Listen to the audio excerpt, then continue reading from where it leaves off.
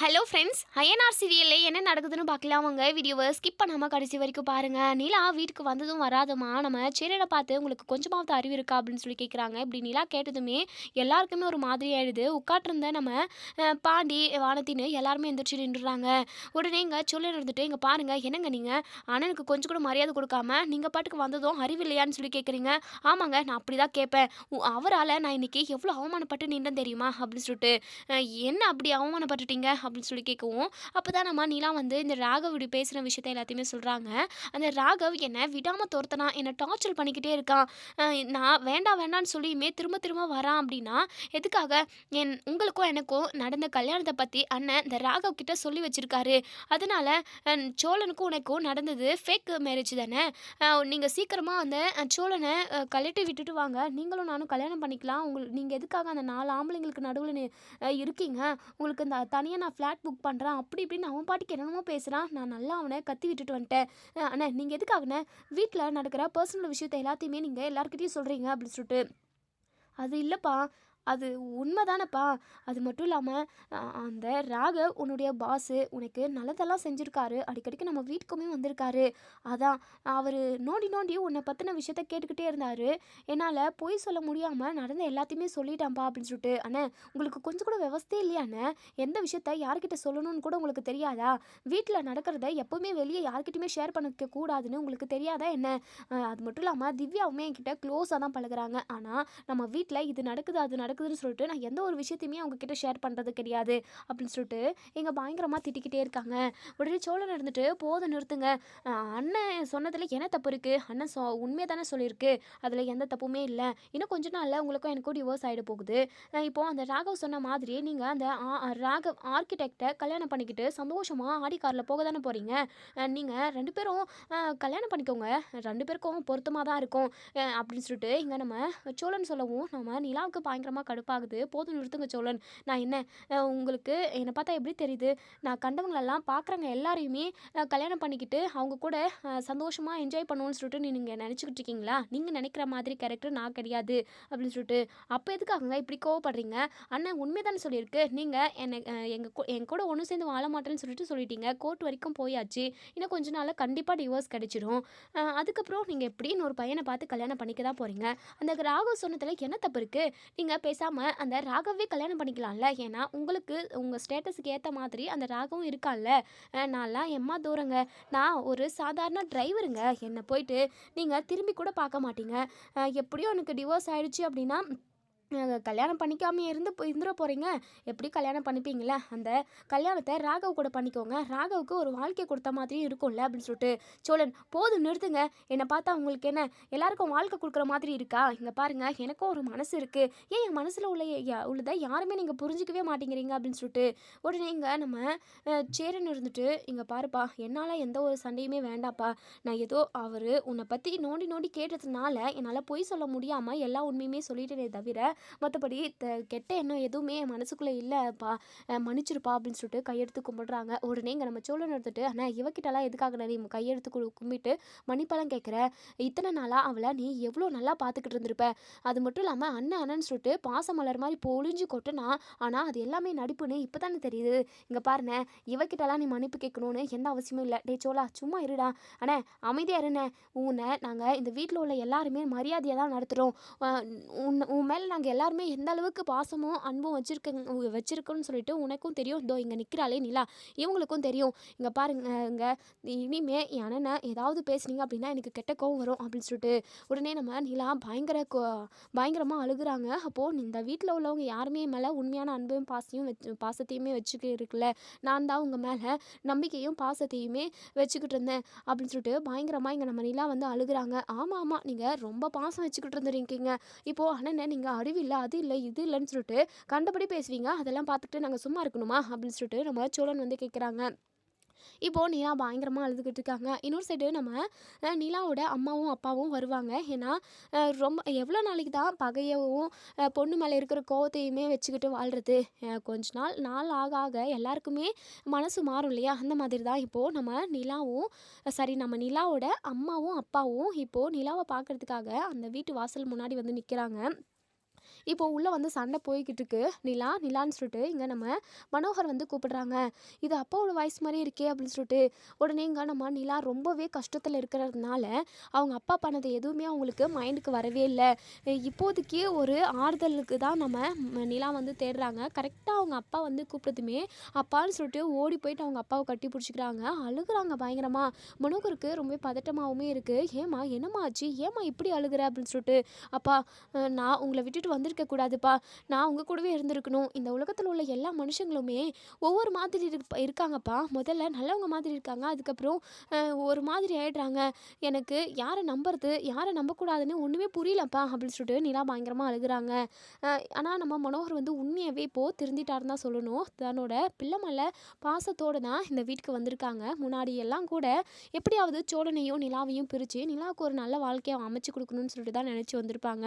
இப்போ அப்படி ஒரு எண்ணம் இல்லாமல் நிலாவை பார்த்துட்டு போகலாம் அப்படின்ற ஒரு நல்ல மனதோட ஆசையோட பாசத்தோடு தான் வந்திருப்பாங்க. ஆனால் இப்போ நிலா அழுறதெல்லாம் பார்த்துட்டு பயங்கரமாக கோவம் வருது நம்ம மனோகருக்கு. மனோகரோட ஒய்ஃப் இருந்துட்டு, "ஏங்க என்னங்க நடக்குது? நிலா இந்த வீட்டில் ரொம்ப கஷ்டப்பட்டுக்கிட்டு இருக்கா போலங்க. முன்னாடிலாம் வந்தப்போ இந்த வீட்டில் என்னை எல்லாருமே ரொம்ப நல்லா பார்த்துக்கிறாங்க, தாங்குன்னு தாங்குறாங்க" அப்படின்னலாம் நிலா சொல்லிக்கிட்டு இருப்பாங்கங்க. ஆனால் இங்கே வந்து பார்த்தா தான் தெரியுது நிலா எந்த அளவுக்கு கஷ்டப்படுறான்னு சொல்லிட்டு. இந்த 4, 5 ஆம்பளைங்களுமே எல்லாருமா சேர்ந்து நிலாவை ரொம்பவே கஷ்டப்படுத்துகிறாங்க போல அப்படின்னு சொல்லிட்டு.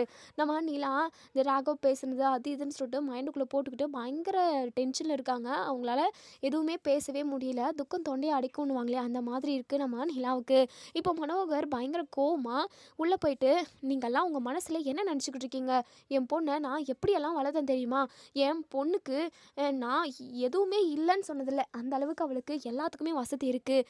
ஆனால் போயும் இந்த குடிசை வீட்டில், அதுவும் பாலடைஞ்ச வீட்டில் வந்து என் மகன் இத்தனை நாள் 1 வருஷமாக இந்த வீட்டில் குடும்பம் நடத்தியிருக்கா அப்படின்னா என் மகளுக்கு அவ்வளோவும் தைரியம். நான் அவளை அந்தபடி நல்லா வளர்த்துருக்கேன்னு அர்த்தம்.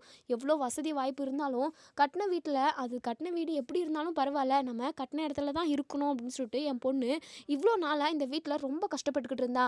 ஆனால் யாருக்குமே அது தெரியக்கூடாதுன்றதுக்காக நான் சந்தோஷமாக இருக்கேன், நல்லா இருக்கேன், என்னை இந்த வீட்டில் உள்ளவங்க எல்லாருமே தங்கத்தட்டில் வச்சு தாங்குறாங்க அப்படின்ற மாதிரி தான் நிலா இப்போ வரைக்குமே சொல்லிக்கிட்டு இருந்தது. ஆனால் அவளை பார்த்துட்டு போகலான்னு சொல்லிட்டு நாங்கள் 2 பேரும் வந்தால் நீங்கள் என்னடானா என் பொண்ணை இப்படி அடித்து கொடுமைப்படுத்துறீங்களா அப்படின்னு சொல்லிட்டு. உடனே நம்ம சோழன் வந்துட்டு, இங்கே பாருங்கள், உங்கள் பொண்ணெல்லாம் யாரும் நாங்கள் அடிச்செல்லாம் கொடுமைப்படுத்த கிடையாது. தேவையில்லாமல் உங்கள் பொண்ணு என் அண்ணனை அறிவில்லையா அப்படி இப்படின்னு என்னென்னவோ கேட்டாங்க. அதனால தான் சும்மா 2 வாரத்தை பேசுகிறோமே தவிர மற்றபடி உங்கள் பொண்ணு மேலெல்லாம் நாங்கள் யாருமே கை வைக்க கிடையாது அப்படின்னு சொல்லிட்டு. அப்போது எல்லாருமா சேர்ந்து என் பொண்ணை அடித்து திட்டி உதச்சிருக்கீங்க, அவள் மனசை காயப்படுத்திருக்கீங்க, அதனால தான் அந்த அளவுக்கு அவள் தேம்பி அழுதுகிட்டு இருக்கா அப்படின்னு சொல்லிட்டு மனோகர் கேட்கவும், சரி நடந்துட்டு, டே சோழா நீ எதுவுமே பேசாமல் இருடா, இங்கே பாருங்கப்பா, நாங்கள் எதுவுமே அப்படியெல்லாம் எதுவும் செய்யலை.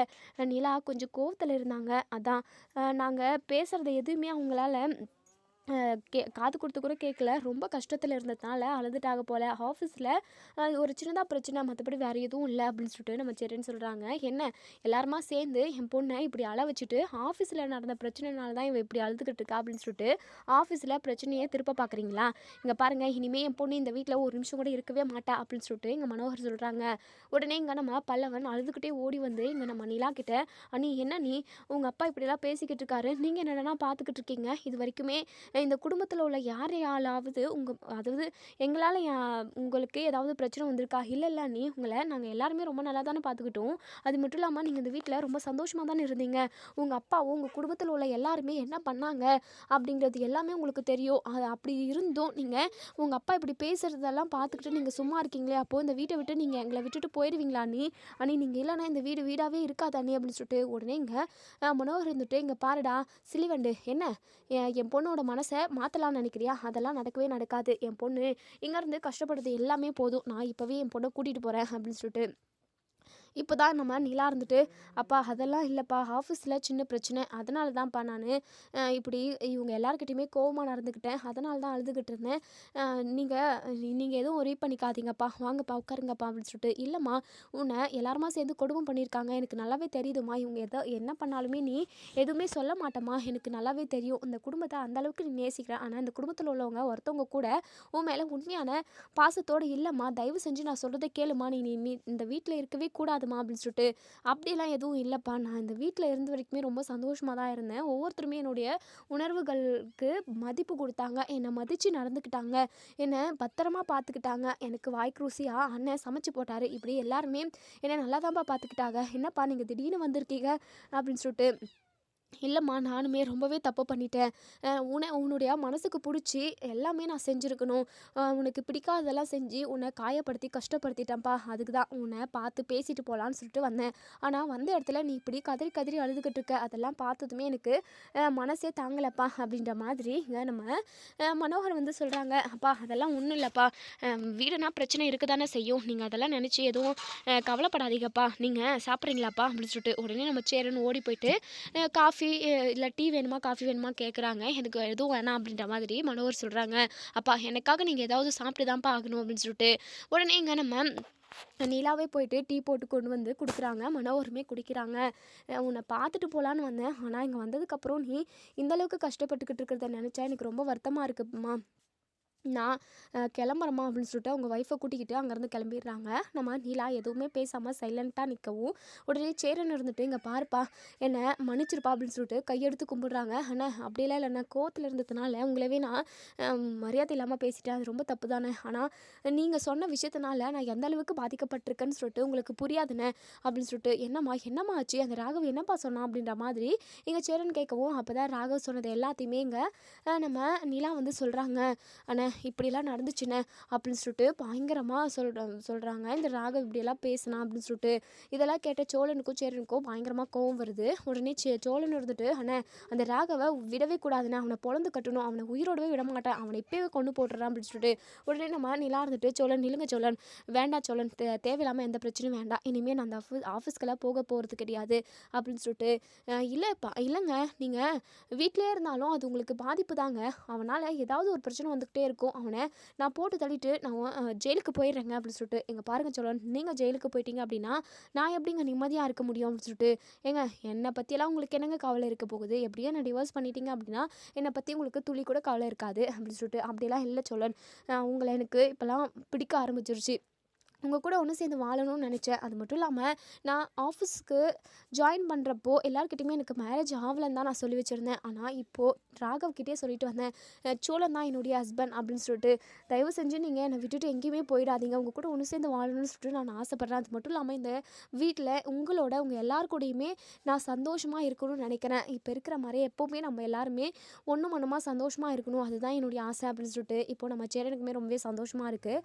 சேரன் இருந்துட்டு, நிலா என்னை மன்னிச்சிருப்பா அப்படின்னு சொல்லிட்டு. அண்ணா போதுண்ணே, நான் தானே உங்ககிட்ட மன்னிப்பு கேட்கணும், சாரிண்ணே, தயவு செஞ்சு என்னை மன்னிச்சிருங்க, ஏதோ கோவத்தில் உங்களை நான் மரியாதை இல்லாமல் கோவமாக பேசிட்டேன் அப்படின்னு சொல்லிட்டு. அதெல்லாம் ஒன்றும் இல்லைப்பா, எனக்கு இப்போ சந்தோஷம் தான், நீ சோழனை ஏற்றுக்கிட்டதே மிகப்பெரிய சந்தோஷம், அதுக்காக நான் எத்தனை கோயிலுக்குள்ளே ஏறி இறங்கியிருக்கேன் தெரியுமா. நான் இப்போ வரைக்குமே ஒவ்வொரு நிமிஷமும் நீயும் சோழனும் ஒன்று சேர்ந்துடணும், உன்னுடைய மனசு மாறிடணும் அப்படின்னலாம் வேண்டிக்குவோம்மா. எப்படியோ இப்போது அது நடந்துடுச்சு, சரிப்பா நீ உட்காருப்பா, ஆஃபீஸில் அந்த ராகவர் டென்ஷன் ஏற்றிருப்பான், அது மட்டும் இல்லாமல் ரொம்ப பசியோடு இருப்பேன், நான் டீ வச்சு கொடுக்குறேன் அப்படின்னு சொல்லிட்டு. சரிங்கண்ணா அப்படின்னு சொல்லிட்டு. இப்போது எங்கள் நம்ம வானத்தி இருந்துட்டு, பாண்டி உங்ககிட்ட நான் தனியாக பேசணும் வா அப்படின்னு சொல்லிட்டு. என்ன வானத்தி அப்படின்னு சொல்லி கேட்கவும், வான்னு சொன்னேன் அப்படின்னு சொல்லிட்டு வானத்தி ரொம்பவே கோவமாக பாண்டியனை வெளியே கூட்டிகிட்டு வராங்க. என்ன பாண்டி, அந்த நிலா ஓவராக தான் பண்ணுறாங்க, உங்கள் அண்ணனாவே மரியாதை குறைவாக பேசுகிறாங்க, அப்போ பார்த்துக்கிட்டு நீங்கள் சும்மா இருக்கீங்க, உங்கள் வீட்டில் உள்ள யாரையாவது ஏதாவது நான் ஒன்று சொன்னேன் அப்படின்னாவே அப்படியே எகிரிக்கிட்டு வருவேன், இப்போ என்னன்னா அப்படியே பாம்பு மாதிரி பதுங்கி கிடக்கிற அப்படின்னு சொல்லிட்டு. அது வந்து அவங்கக்கிட்ட நான் எப்படி பேச முடியும், அவங்களுக்கு என்ன 2 கொம்பா முளைச்சிருக்கு, அவங்கக்கிட்டலாம் உன்னால் என்ன ஏதுன்னு கேட்க முடியாதா, அப்போது அவங்கள விட உனக்கு அண்ணன் முக்கியம் இல்லையா, அவங்க தான் உனக்கு முக்கியமா அப்படின்னு சொல்லிட்டு. அப்படி இல்லை வானத்தி, நான் சொல்கிறது உனக்கு புரியல, அவங்கள எப்படி நான் கேட்க முடியும், சோழனோட ஒய்ஃபு, சோழன் தான் அதுக்கு எல்லாத்துக்குமே பதில் சொல்லணும் கேட்கணும், நான் கேட்டால் தப்பாகாதா, அது எப்படி அதெல்லாம் ஒன்றும் தப்பாகாது பாண்டி, நீ உன் அண்ணனுக்காக கேட்டிருக்கணும். இப்போது அதை எல்லாருமே, அதாவது நிலா வந்து சாரி கேட்டுட்டாங்க அப்படின்றதுக்காக இப்போ நிலாவை யாருமே கோவப்படலை, நிலாவுக்கு எல்லாருமே மரியாதை கொடுக்குறீங்க, அது மட்டும் இல்லாமல் தலையில் தூக்கி வச்சு கொண்டாடுறீங்க. அது எப்படி நிலா மட்டும் அப்படி ஒரு ஏதாவது வரமாக வாங்கிட்டு வந்தாங்க, அவங்க என்ன சொன்னாலும் வாங்கிக்கிறீங்க, அந்த அளவுக்கு அவங்க இந்த வீட்டுக்காக அப்படி என்ன பண்ணிட்டாங்க அப்படின்னு சொல்லிட்டு. இங்கே பாரு வானதி, தயவு செஞ்சு அவங்கள பற்றி நீங்க பேசாத. உன்னையும் என்னையும் பற்றி மட்டும் பேசு. இங்கே பாரு பாண்டி, இங்கே நடக்கிறது எதுவுமே சரியில்லை. இந்த வீட்டுக்கு நான் வந்துட்டேன் அப்படின்னா நான் எது பேசினாலும் அப்போ நீங்கள் எல்லாருமே வாங்கிக்கணும் அப்படின்னு சொல்லிட்டு, எங்கள் பாரு வானதி, நீ பேசிக்கிட்டு இருக்கிறது எதுவுமே தப்பாக இருக்குது, அதாவது எதுவுமே சரியாக இல்லை அப்படிங்கிற மாதிரி இங்கே நம்ம பாண்டி வந்து சொல்கிறாங்க. நம்ம வானதிக்கு பயங்கரமாக கோவம் வருது. ச்சே, உன்னெல்லாம் நான் லவ் பண்ணனே, அதுக்கு லவ் பண்ணாமே இருந்திருக்கலாம் போடா அப்படின்னு சொல்லிட்டு வானதி பயங்கரமாக கோவத்தில் அங்கேருந்து கிளம்பி போயிடுறாங்க. இப்போது இங்கே பாண்டியனுக்குமே ரொம்பவே மனசு கஷ்டமாக இருக்குது. இப்போது உள்ளே போகிறாங்க. இப்போது எல்லாருமே நார்மல் ஆகிடுறாங்க. மறுநாள் காலையில் இங்கே நம்ம சேரன் வந்து வழக்கம் போல் எல்லாருக்குமே டீ வச்சுட்டு சாப்பாடையுமே ரெடி பண்ணிடுறாங்க. இப்போது நம்ம நிலா இனிமேல் வீட்டிலே தான் இருப்பாங்க. இனிமேல் ஆஃபீஸ்க்கு போக மாட்டாங்க. இன்னொரு சைடு ராகவ் வெயிட் பண்ணிக்கிட்டே இருக்காங்க. என்ன இன்னுமே நீலா ஆஃபீஸ்க்கு வரவே இல்லை, 11 o'clock ஆகுது அப்படின்னு சொல்லிட்டு. இப்போ திவ்யாவை கேட்குறாங்க. தெரியல சார், நானுமே அவங்கள அதாவது அவங்களுக்கு கால்மே பண்ணல, எனக்கும் இன்னுமே தெரியாது அப்படின்னு சொல்லிடுறாங்க. ராகவ் ரொம்பவே டென்ஷனாக இருக்காங்க. வெயிட் பண்ணி பார்க்குறாங்க. இங்கே நம்ம நிலா வந்த பாடே இல்லை. அதனால இங்கே ராகவ் வந்து நிலாவோட வீட்டுக்கே போகிறாங்க. இப்போது சேரன் வந்து நிலா தனியாக இருக்காங்களே, அது மட்டும் இல்லாமல் ஆஃபீஸில் இப்படியெல்லாம் நடந்திருக்கு. அதனால் நம்ம சோழனும் சரி, நம்ம சேரனும் சரி, பாண்டி மட்டும் தான் போயிட்டு கடையை ஓப்பன் பண்ணியிருப்பாங்க. பல்லவனுமே காலேஜுக்கு போகல. இவங்க எல்லாருமே வீட்டில் தான் இருக்காங்க. இப்போது ராகவ் வந்து நிலான்னு சொல்லி கூப்பிட்டுக்கிட்டே இப்போது உள்ளே வராங்க. இங்கே ராகவ் பார்த்ததுமே நம்ம நிலா பயங்கரமாக கோவப்படுறாங்க. இங்கே பாருங்கள் ராகவ், எதுக்காக நீங்கள் வீட்டுக்கெல்லாம் வரீங்க அப்படின்னு சொல்லிட்டு. இல்லை நிலா, நீங்கள் ஏன் ஆஃபீஸ்க்கு வரல, அதான் அதை கேட்டுட்டு போகலான்னு சொல்லிட்டு தான் வந்தேன். நான் ஆஃபீஸ்க்கு வரல அப்படின்னா அது எனக்கு பிடிக்கல, அதனால் நான் வரல. நீங்கள் எதுக்காக தேவையில்லாமல் வீட்டுக்கெல்லாம் வந்துக்கிட்டு இருக்கீங்க? நான் இனிமேல் வேலைக்கே வரமாட்டேன், என்னுடைய வேலையை நான் ரிசைன் பண்ணுறேன் அப்படின்னு சொல்லிட்டு. இப்போது இங்கே நம்ம நிலா சொன்னதும் இதை கேட்ட ராகவ் இருந்துட்டு, என்ன நிலா இப்படியெல்லாம் பேசுகிறீங்க? அப்போது நீங்கள் வரலன்னா எப்படி நான் அந்த ஆஃபீஸை ரன் பண்ணுறது? இத்தனை நாளாக நான் இருந்து தான் நீங்கள் அந்த ஆஃபீஸை ரன் பண்ணிக்கிட்டு இருந்தீங்களா என்ன? நான் ஜாயின் பண்ணுறதுக்கு முன்னாடியுமே அந்த ஆஃபீஸ் ரன் ஆகிக்கிட்டு தானே இருந்தது. தேவையில்லாமல் பிரச்சனை எதுவுமே பண்ணாதீங்க ராகவ், இங்கேருந்து தயவு செஞ்சு கிளம்பிடுங்க ராகவ் அப்படின்னு சொல்லிட்டு நம்ம நிலா சொல்லவும், நம்ம சோழன் அப்போ தான் அந்த பக்கத்துலேருந்து வராங்க. ராகவ் பார்த்ததுமே பயங்கரமாக கோவம் வருது. உடனே, டேய் நீ எதுக்காகடா இங்கே வர அப்படின்னு சொல்லிட்டு ஷர்ட்டை பிடிச்சிக்கிறாங்க. பயங்கரமாக அடி வெளுத்துடுறாங்க. உடனே நிலா இருந்துட்டு, இங்கே பாருங்க சோழன், கொஞ்சம் பொறுமையாக இருங்க, பக்கம் எந்திரிச்சு வாங்க அப்படின்னு சொல்லிட்டு ஒரு வழியாக அந்த சண்டையை விளக்குறாங்க. உடனே ராகவ் இருந்துட்டு, என்ன நிலா, எதுக்காக இவன்லாம் என்னை அடிக்கிறான்? சாதாரண ஆஃப்டர் ஆல் டிரைவர் இவன், என்ன போய் அடிக்கிறான்? நான் என்னுடைய அந்தஸ்துக்கும் வசதிக்கும் இவன்லாம் என்னை தொட்டு கூட பார்க்கக்கூடாது அப்படின்ற மாதிரி ராகவ் வந்து நம்ம சோழனை ரொம்பவே தரக்குறைவாக பேசுகிறாங்க. நிலா இருந்துட்டு, இங்கே பாருங்கள், நாங்கள் எல்லாருமே ரொம்பவே மிடில் கிளாஸ் தான், நான் கூட உங்கள் ஆஃபீஸில் வேலை செய்கிறதுக்கெல்லாம் தகுதியே கிடையாது, தயவு செஞ்சு இங்கேருந்து போயிடுங்க. என் புருஷனை நீங்கள் மரியாதை குறைவாக தரக்குறைவாக பேசுனீங்க அப்படின்னா இனிமேல் நான் மனுஷியாகவே இருக்க மாட்டேன் அப்படின்னு சொல்லிட்டு இங்கே நம்ம நிலா பயங்கரமாக கோவப்படுறாங்க. என்ன நிலா, நீங்கள் உங்கள் ரேஞ்ச் என்ன, இவனோட ரேஞ்ச் என்ன? பொய்யும் இவன் கூட ஒன்று சேர்ந்து வாழணும்னு சொல்லிட்டு பிடிவாதமாக இருக்கீங்க. எனக்கு ஒன்றுமே புரியல நிலா, ஏன் நீங்கள் இவ்வளோ இதாக இருக்கீங்க அப்படின்னு சொல்லிட்டு. போதும் நிறுத்துங்க ராகவ், நீங்கள் பேசின வரைக்கும் போதும்.